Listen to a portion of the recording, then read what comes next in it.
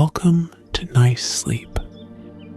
I'm Alex, your host for this evening, ready to guide you through a timeless journey.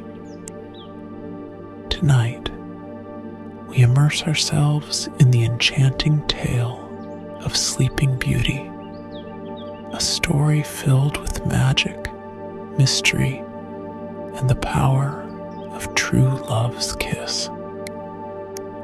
As we prepare to enter this world of once upon a time, let yourself be carried away to a land of dreams and tranquility. As we embark on our journey into the story of Sleeping Beauty, let's first dedicate a moment to fully relax and embrace the peace of the night. Find a comfortable position where your body can rest deeply and effortlessly. Gently close your eyes, feeling a sense of warmth and safety enveloping you. Take a deep, slow breath, filling your lungs with calmness and exhaling any tension. With each breath, imagine a wave of relaxation washing over you from the crown of your head, flowing down to your toes. Feel every muscle in your body gradually softening, releasing the grip of the day's stress. Notice the rhythm of your heartbeat, steady and reassuring. Allow this rhythm to guide you deeper into a state of peacefulness.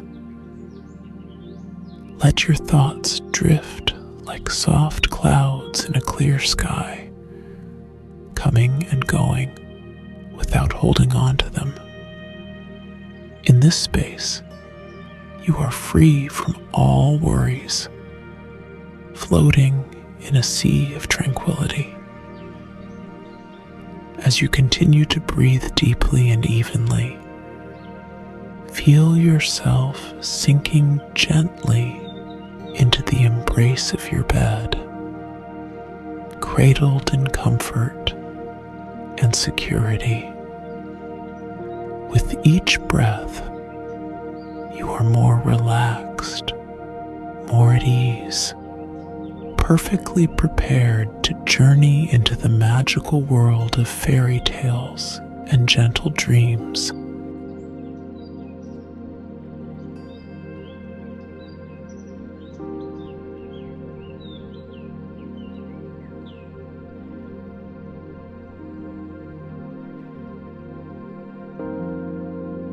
There were formerly a king and a queen who were so sorry that they had no children, so sorry that it cannot be expressed. They went to all the waters in the world. Vows, pilgrimages, all ways were tried, and all to no purpose. At last, however, the queen proved with child and was brought to bed of a daughter. There was a very fine christening, and the princess had for her godmothers all the fairies they could find in the whole kingdom. They found 7, that every one of them might give her a gift, as was the custom of fairies in those days, and that by this means the princess might have all the perfections imaginable. After the ceremonies of the christening were over, all the company returned to the king's palace, where was prepared a great feast for the fairies. There was placed before every one of them a magnificent cover with a case of massive gold, wherein were a spoon, knife, and fork, all of pure gold, set with diamonds and rubies. But as they were all sitting down at table, they saw come into the hall a very old fairy whom they had not invited, because it was above 50 years since she had been out of a certain tower, and she was believed to be either dead or enchanted. The king ordered her a cover, but could not furnish her with a case of gold as the others, because they had 7 only made for the 7 fairies. The old fairy fancied she was slighted, and muttered some threat between her teeth.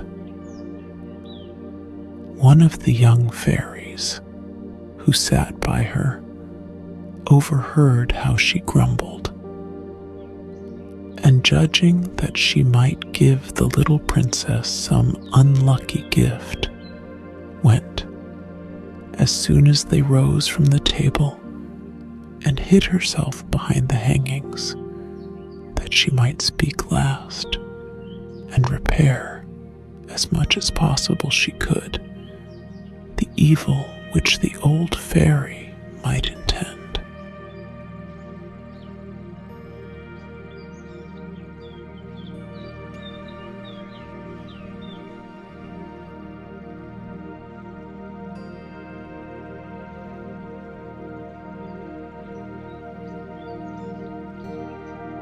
In the mean, while all the fairies began to give their gifts to the princess, the youngest gave her for gift that she should be the most beautiful person in the world.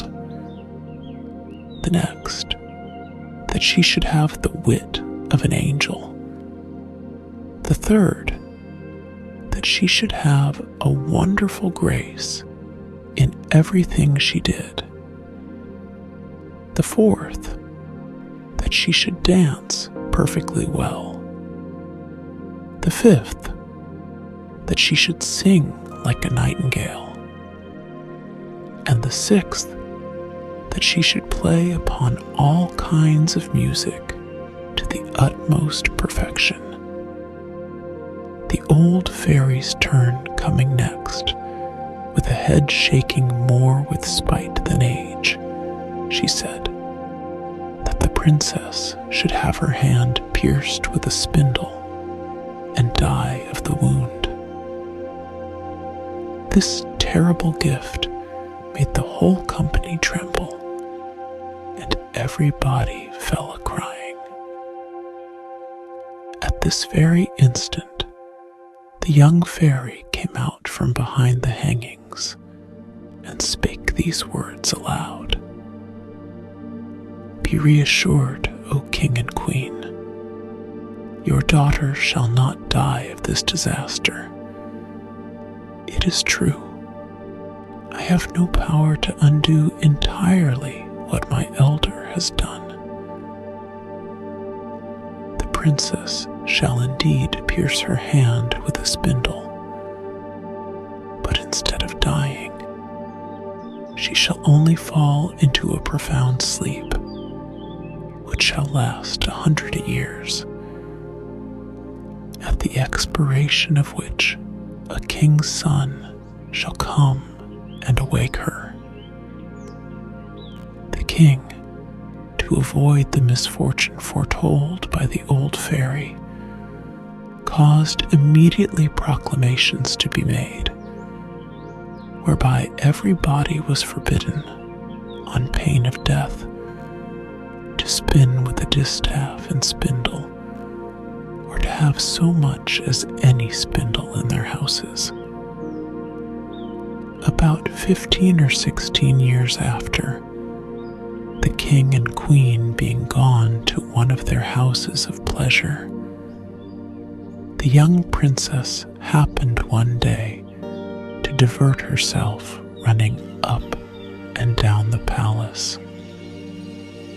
When going up from one apartment to another, she came into a little room on the top of a tower where a good old woman, alone, was spinning with her spindle. This good woman had never heard of the king's proclamation against spindles. "What are you doing there, goody?" said the princess. "I am spinning, my pretty child," said the old woman, who did not know who she was. "Ha!" said the princess. "This is very pretty. How do you do it? Give it to me, that I may see if I can do so." She had no sooner taken the spindle into her hand than, with her being very hasty at it, somewhat unhandy, or that the decree of the fairy had so ordained it, it ran into her hand, and she fell down in a swoon. The good old woman, not knowing very well what to do in this affair, cried out for help. People came in from every quarter in great numbers.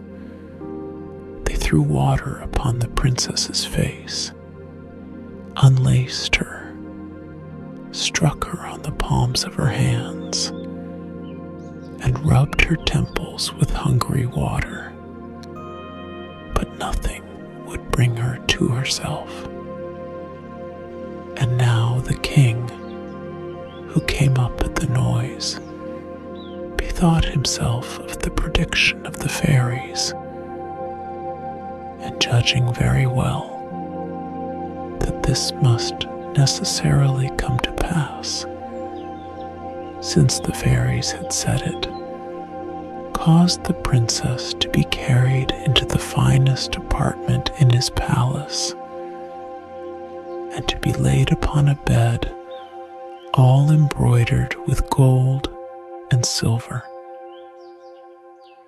One would have taken her for an angel, she was so very beautiful. For her swooning away had not diminished one bit of her complexion. Her cheeks were carnation, and her lips like coral. Indeed, her eyes were shut, but she was heard to breathe softly, which satisfied those about her that she was not dead. The king commanded that they should not disturb her, but let her sleep quietly till her hour of awakening was come. The good fairy, who had saved her life by condemning her to sleep 100 years, was in the kingdom of Matakin, 12,000 leagues off, when this accident befell the princess. But she was instantly informed of it by a little dwarf, who had boots of 7 leagues, that is, boots with which he could tread over 7 leagues of ground at one stride. The fairy came away immediately, and she arrived about an hour after in a fiery chariot drawn by dragons. The king handed her out of the chariot, and she approved everything he had done. But as she had a very great foresight, she thought, when the princess should awake, she might not know what to do with herself, being all alone in this old palace. And this was what she did. She touched with her wand everything in the palace except the king and the queen, governesses, maids of honor, ladies of the bedchamber, gentlemen, officers, stewards, cooks, undercooks, scullions, guards, with their beefeaters, pages, footmen. She likewise touched all the horses which were in the stables, as well as their grooms, the great dogs in the outward court, and pretty little Mopsy too, the princess's little spaniel bitch, which lay by her on the bed. Immediately upon her touching them, they all fell asleep, that they might not awake before their mistress, and that they might be ready to wait upon her when she wanted them. The very spits at the fire, as full as they could hold of partridges and pheasants, did fall asleep, and the fire likewise. All this was done in a moment. Fairies are not long in doing their business. And now the king and the queen, having kissed their dear child without waking her, went out of the palace and put forth a proclamation that nobody should dare to come near it. This, however, was not necessary, for in a quarter of an hour's time there grew up, all round about the park, such a vast number of trees, great and small, bushes and brambles, twining one within another, that neither man nor beast could pass through, so that nothing could be seen but the very top of the towers of the palace, and that too, not unless it was a good way off. Nobody doubted, but the fairy gave herein a sample of her art, that the princess, while she continued sleeping, might have nothing to fear from any curious people. When 100 years were gone and past, the son of the king then reigning, and who was of another family from that of the sleeping princess, being gone hunting on that side of the country, asked, what were those towers which he saw in the middle of a great thick wood? Everyone answered according as they had heard. Some said that it was a ruinous old castle, haunted by spirits. Others, that all the sorcerers and witches of the country kept there their Sabbath, or night's meeting. The common opinion was that an ogre lived there, and that he carried thither all the little children he could catch, that he might eat them up at his leisure, without any bodies being able to follow him, as having himself only the power to pass through the wood.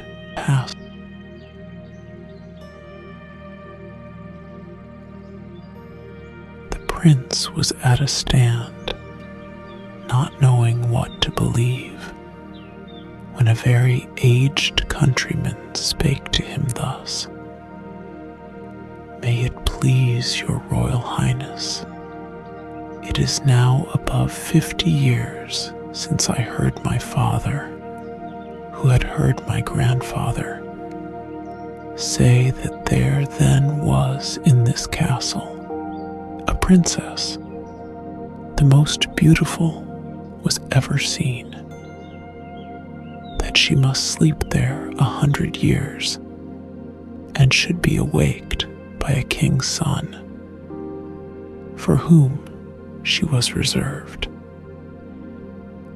The young prince was all on fire at these words, believing, without a moment's doubt, that he could put an end to this rare adventure.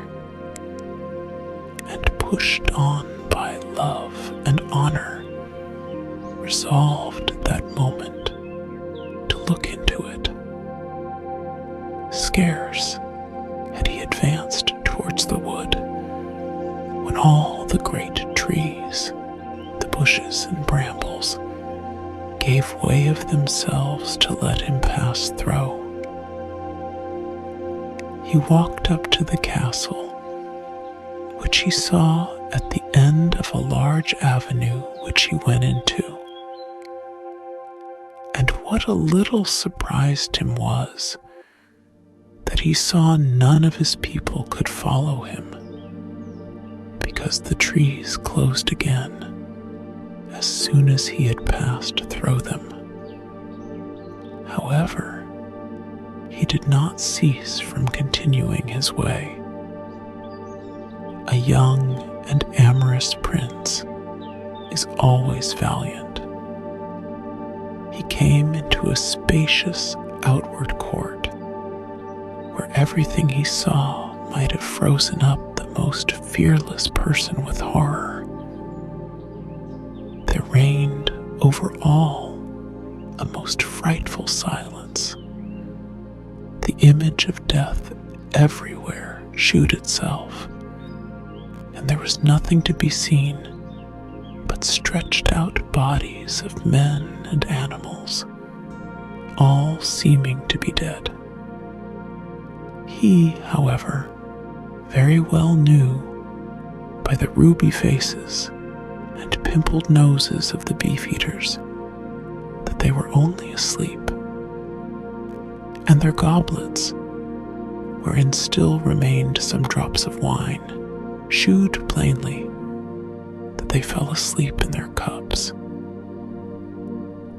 He then crossed a court paved with marble, went up the stairs, and came into the guard chamber, where the guards were standing in their ranks, with their muskets upon their shoulders, and snoring as loud as they could. After that, he went through several rooms full of gentlemen and ladies, all asleep, some standing, others sitting. At last, he came into a salvage chamber, all gilded with gold, where he saw upon a bed, the curtains of which were all open, the finest sight was ever beheld.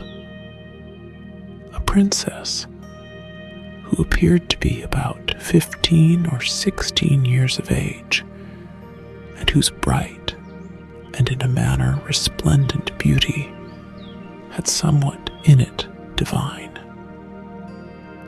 He approached with trembling and admiration, and fell down before her upon his knees.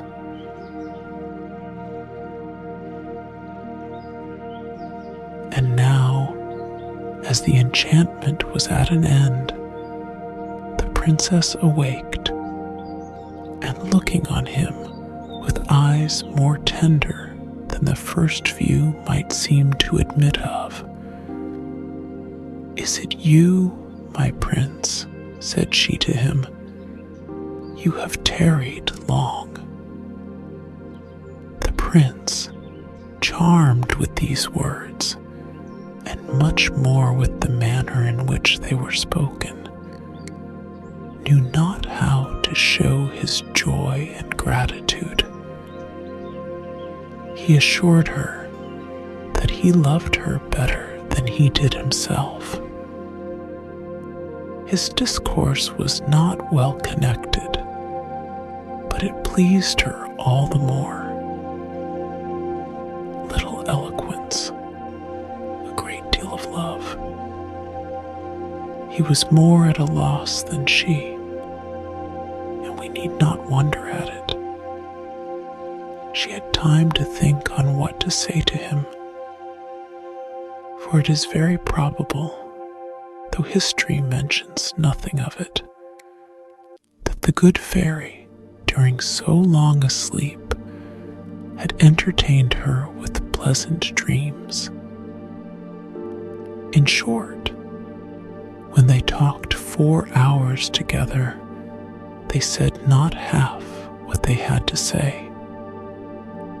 In the meanwhile, all the palace awaked. Everyone thought upon their particular business, and as all of them were not in love, they were ready to die for hunger. The chief lady of honor, being as sharp-set as other folks, grew very impatient and told the princess aloud that supper was served up. The prince helped the princess to rise. She was entirely dressed and very magnificently, but His Royal Highness took care not to tell her that she was dressed like his great-grandmother and had a point band peeping over a high collar. She looked not a bit the less beautiful and charming for all that. They went into the great hall of looking-glasses, where they supped, and were served by the princess's officers. The violins and hautboys played old tunes, but very excellent, though. It was now above 100 years since they had been played, and after supper, without losing any time, the Lord Almoner married them in the chapel of the castle, and the chief lady of honor drew the curtains. They had but very little sleep. The princess had no occasion, and the prince left her next morning to return into the city, where his father must needs have been anxious on his account. The prince told him that he lost his way in the forest as he was hunting, and that he had lain at the cottage of a collier who gave him cheese and brown bread. The king, his father, who was of an easy disposition, believed him, but his mother could not be persuaded this was true, and seeing that he went almost every day a-hunting, and that he always had some excuse ready when he had laid out 3 or 4 nights together, she no longer doubted he had some little amour, for he lived with the princess above 2 whole years, and had by her 2 children, the eldest of which, who was a daughter, was named Aurora, and the youngest, who was a son, they called Day, because he was even handsomer and more beautiful than his sister. The queen said more than once to her son, in order to bring him to speak freely to her, that a young man must e'en take his pleasure. But he never dared to trust her with his secret. He feared her, though he loved her, for she was of the race of the ogres, and the king would never have married her, had it not been for her vast riches. It was even whispered about the court that she had ogrish inclinations, and that whenever whenever she saw little children passing by, she had all the difficulty in the world to refrain from falling upon them. And so the prince would never tell her one word. But when the king was dead, which happened about 2 years afterwards, and he saw himself lord and master, he openly declared his marriage, and he went in great ceremony to fetch his queen from the castle. They made a magnificent entry into the capital city, she riding between her 2 children.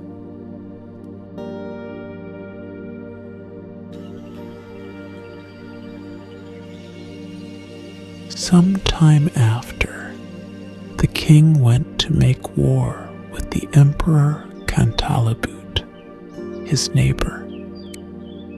He left the government of the kingdom to the queen his mother, and earnestly recommended to her care his wife and children.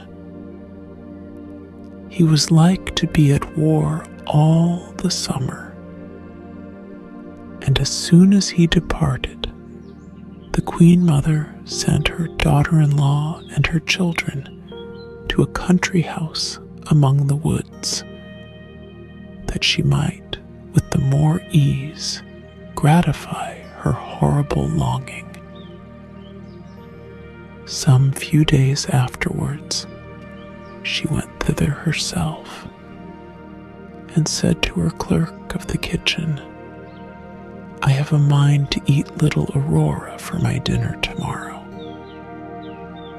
"Ah, madam," cried the clerk of the kitchen.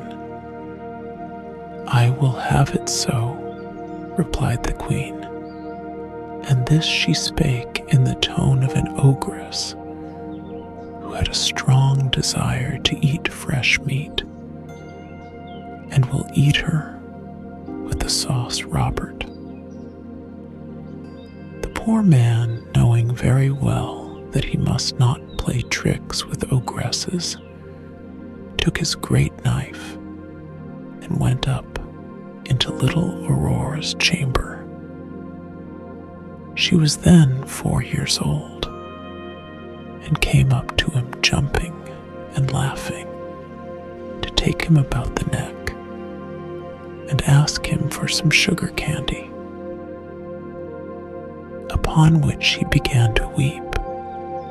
The great knife fell out of his hand, and he went into the backyard and killed a little lamb, and dressed it with such good sauce that his mistress assured him she had never eaten anything so good in her life.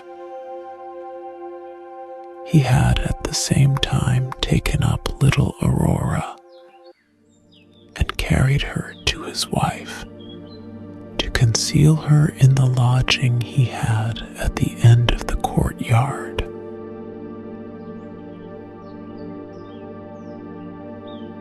About 8 days afterwards, the wicked queen said to the clerk of the kitchen, "I will sup upon little day." He answered not a word, being resolved to cheat her, as he had done before. He went to find out little day, and sauced him with a little foil in his hand, with which he was fencing with a great monkey, the child being then only 3 years of age. He took him up in his arms and carried him to his wife, that she might conceal him in her chamber along with his sister, and in the room of little day cooked up a young kid very tender, which the ogress found to be wonderfully good. This was hitherto all mighty well. But one evening, this wicked queen said to her clerk of the kitchen, "I will eat the queen with the same sauce I had with her children." It was now that the poor clerk of the kitchen despaired of being able to deceive her. The young queen was turned of 20, not reckoning the 100 years she had been asleep. Her skin was somewhat tough, though very fair and white, and how to find in the yard a beast so firm was what puzzled him. He took then a resolution that he might save his own life to cut the queen's throat, and going up into her chamber with intent to do it at once, he put himself into as great a fury as he could possibly, and came into the young queen's room with his dagger in his hand. He would not, however, surprise her, but told her, with a great deal of respect, the orders he had received from the Queen Mother. "Do it, do it," said she, stretching out her neck.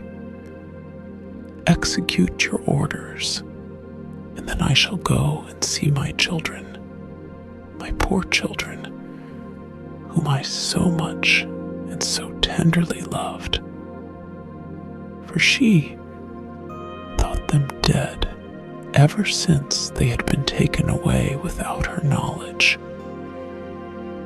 "No, no, madam," cried the poor clerk of the kitchen, all in tears. "You shall not die, and yet you shall see your children again. But it must be in my lodgings, where I have concealed them, and I shall deceive the queen once more by giving her in your stead a young hind."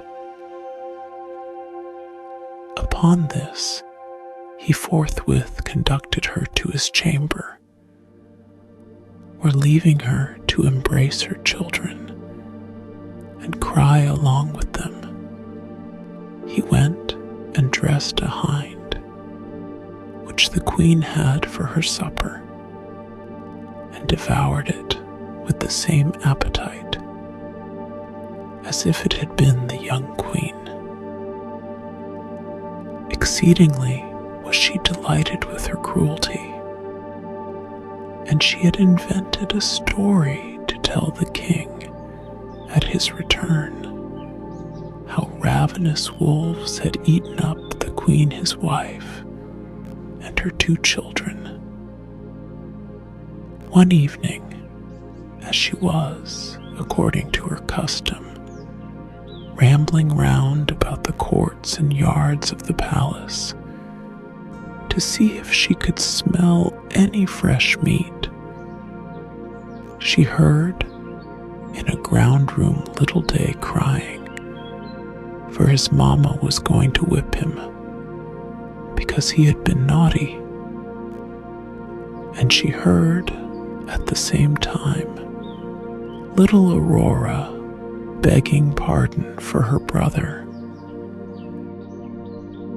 The ogress presently knew the voice of the queen and her children, and being quite mad that she had been thus deceived, she commanded next morning, by break of day, with the most horrible voice, which made every body tremble, that they should bring into the middle of the great court a large tub, which she caused to be filled with toads, vipers, snakes, and all sorts of serpents, in order to have thrown into it the queen and her children, the clerk of the kitchen, his wife and maid, all whom she had given orders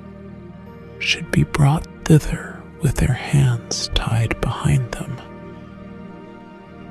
They were brought out accordingly, and the executioners were just going to throw them into the tub when the king, who was not so soon expected, entered the court on horseback, for he came post, and asked with the utmost astonishment what was the meaning of that horrible spectacle.